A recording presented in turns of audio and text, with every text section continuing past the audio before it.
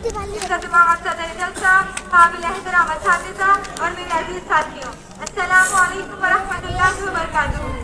आज बतारीख 26 जनवरी 2025 को हमारे मदरसा दारुल यतामा डीएलएड कॉलेज में हर साल की तरह इस साल भी यौम जमहूरियत का शानदार प्रोग्राम मुनक्कद किया गया है। इसकी तस्वीर का उन्वान है जबर और जमहूरियत। एक जश्न बावकार है 26 जनवरी, एक वजह इफ्तिकार है 26 जनवरी। आईन हिंद का था इसी दिन हुआ निफाज, आईन हिंद का था इसी दिन हुआ निफाज, उस दिन की यादगार है 26 जनवरी।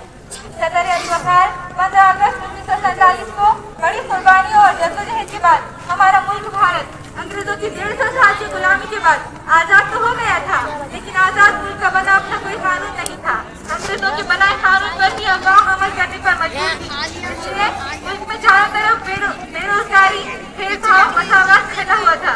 डॉक्टर बाबा साहब अम्बेडकर ने पूरे दुनिया के आइन का मुताला किया और एक ऐसे कानून को अमल में लाया जिसमें हर फर्द को अपने मर्जी के मुताबिक जिंदगी गुजारने का हक हासिल हो, जिसमें इंसाफ, मसावत, भाईचारगी और तालीम का हक हासिल हो। आखिरकार 26 जनवरी 1950 को 2 साल 11 महीने और 18 दिन के वक्फे में हिंदुस्तान एक आजाद जमहूरी मुल्क करार पाया और ये कानून लागू किया गया कि अब हुकूमत अवाम की, अवाम के लिए और अवाम के जरिए हुई। आजादी के बाद से लेकर अब तक हमारा मुल्क भारत जौहरी ताकत के लिहाज से ही नहीं बल्कि माशी ताकत के लिहाज से भी तरक्की कर रहा है और न सिर्फ तालीमी इदारों से लेकर बल्कि हर अलग अलग इदारों में लोग तरक्की करते हुए नजर आ रहे हैं।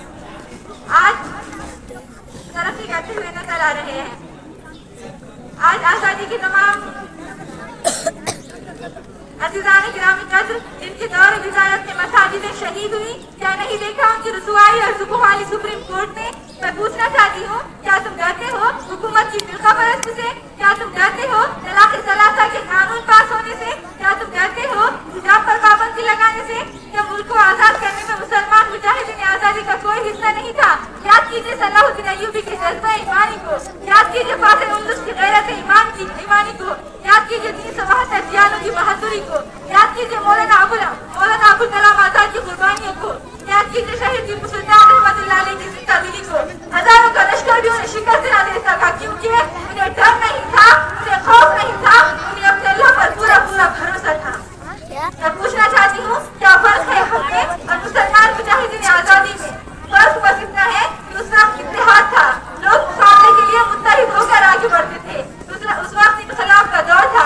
तो आइए हम और आप भी अब से बल्कि अभी से ये इरादा करते हैं कि मुल्क को फिर से तरक्की की जानिब ले जाए और मुत्तहिद होकर मुकाबले के लिए आगे बढ़े। हर दौर में बशर की जरूरत है इत्तेहाद, वजह शरफ है नाज़िश मिल्लत है इत्तेहाद, फख्र बशर है बास है अज़मत है इत्तेहाद। जो कौम मुत्तहिद हुई बेदार हो गई, जो कौम मुत्तहिद हुई बेदार हो गई, जो मुंतशर थी बहर बेवकार हो गई। सिर्फ सरकार बदलने से मुल्क की तरक्की नहीं होती, बल्कि मुल्क की तरक्की तब होती है जब हम और आप बदलते हैं। शहीदान वतन ने तो अपना काम कर दिया, अब जिम्मेदारी हमारी बनती है कि हम और आप मिलकर इस मुल्क को ऐसा बनाएं जो हर किसी के लिए मॉडल हो, इस मुल्क की तरक्की में अपना योगदान दे। हम क्रांतिकारियों के ख्वाब को पूरा करेंगे जो उन्होंने फांसी के फंदे पर जाते वक्त देखे थे और ये सब मुमकिन होगा जब हमारा मुआशरा, हमारी मुसलमान कौम आगे बढ़ेगी और कानूनी हित को दायरे में रखकर अपना हिस्सा लेगी, तालीम को अपना हथियार बनाएगी। तेरी खुदी में अगर इख्तिलाफ हो पैदा, तेरी खुदी में अगर इख्तिलाफ हो पैदा, अजब नहीं कि इंसान बदल जाए। शहीदान वतन में मुजाहिदीन आजादी के रहनुमा और कानूनी हित को नाफिज करने वाली मशहूर और मारूफ शख्सियत आज हमारे दरमियान मौजूद हैं। उनकी कारनामे और उनकी तमाम शख्सियत हमारे लिए मशाल राह रहे हैं। खुशनसीब है वो लोग जो वतन पर मर मिट जाते हैं, मरकर भी वो लोग अमर हो जाते हैं। कहती हूँ तुम्हें सलाम ऐ वतन पर मर मिटने वालों।